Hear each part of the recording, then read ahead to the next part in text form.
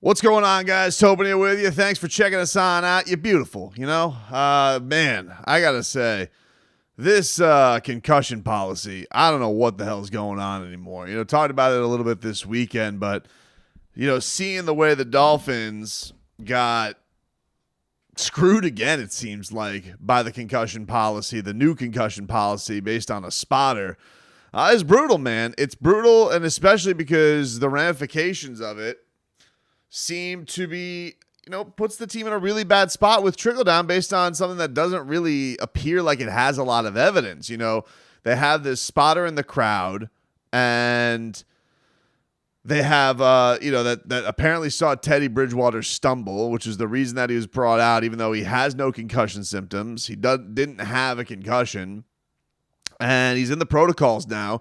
And Mike McDaniel was mentioning that at best case scenario, if there's no setbacks, he could limitedly practice on Thursday. So he's going to at least miss a day of practice. He had just said this after saying how much work that he had put into that game, and he was gutted for him that he couldn't go out there and perform for the team. Yeah, look, everybody who is talking always wants to say, yes, best thing for the players, best thing for the health of the players, all that stuff is very, very true. Of course, it almost feels like it goes without saying. But the Dolphins have gotten,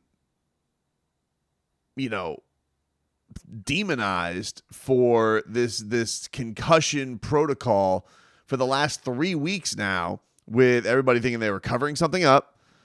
And incorrectly had him go out, had Tua go out for that Thursday night football game. They definitely should have, hindsight being 2020, should have saved him from himself. Back injury and all. Probably should have had Tua recover a little bit more, because who knows when he's going to be back now. We'll get to him in just a second. But because of that policy and them saying that they had followed all protocols, checked every box, but they had deemed the protocol not sufficient, now they're in this spot where they're now adding stumbling or balance to the concussion protocol, because they're saying, well, even if it was Tua's back, that was the cause of it. Okay. So that's fine, but everybody on the field sees Teddy Bridgewater take this hit early on, and he appears to be okay. He appears to be in a spot where he is not concussed.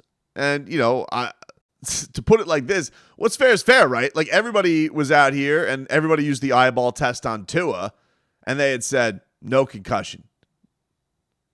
No, sorry. 3, 2, 1. Like, what's fair is fair, right? It should be everybody looked the eyeball test at Tua, and they determined it wasn't safe for him to be back out there. We all saw him stumble. We all saw him go to the ground the way they did, and we said, hey, he's probably done for the day. I think we all had the same reaction. He's not coming back. He came back, passed all his protocols, fine. But the long and short of it was, everybody was upset because we all saw the way his body reacted and said, hey, he probably shouldn't be out there anymore. A lot of people thought that he shouldn't be out there anymore.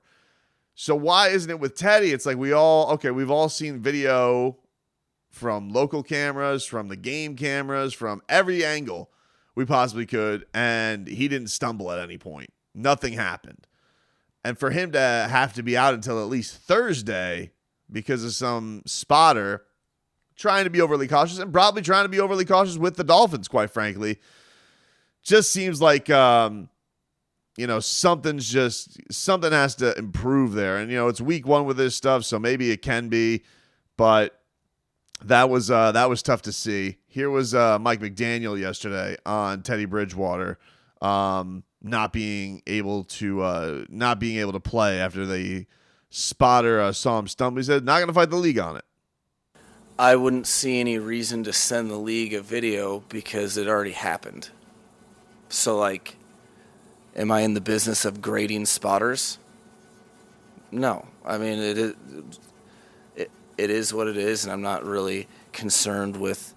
Again, I would feel irresponsible on my part to, no one cares if we think this, that, or the other. You can tell that Mike McDaniel has got to be exhausted by answering questions about concussions. This is a guy who is in his first year, and everybody, wanted their pound of flesh for Tua out there playing, and they went to this guy who really seemingly has been nothing but a sweetheart since he's taken the job.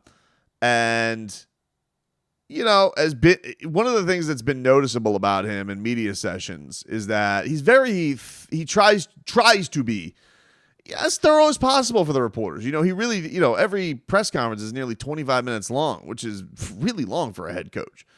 And the guy really tries to go out of his way to cover every piece of ground that he can. And I just think that it has to be exhausting to have all of this energy being spent to concussion protocol. You know, he's a guy, he has said that he doesn't have a phone on him. You can't get a hold of him for 12 hours because he's very singularly focused. He's focused on the team. It's impossible to be that right now with all the stuff that's been swirling around his team. And obviously, they have a lot of issues besides the concussion protocol because Teron Armstead's hurt, Xavier Howard's hurt, Tyreek Hill's in a walking boot, Jalen Waddle's playing banged up, don't know when Byron Jones is coming back. Maybe they're getting Austin Jackson back. Durham Smythe is now hurt. He used the term that it's a crapshoot right now with the injuries. The Dolphins are going into week 6 against a very high-powered team in the Minnesota Vikings hosting them, and they don't know who their quarterback legally can be.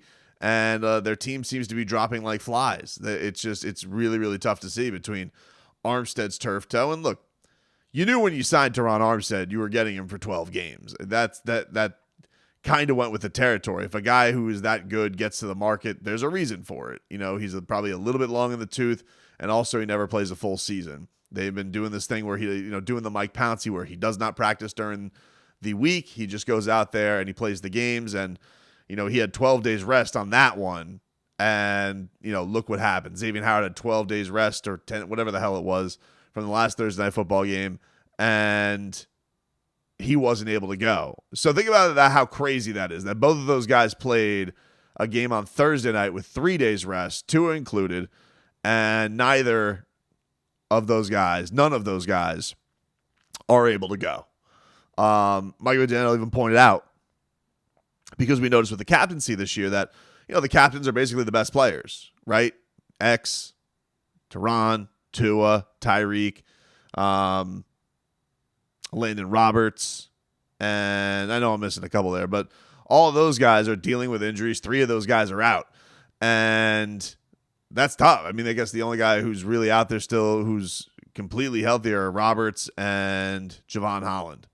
So pretty crazy that they're in this position with the injuries right now.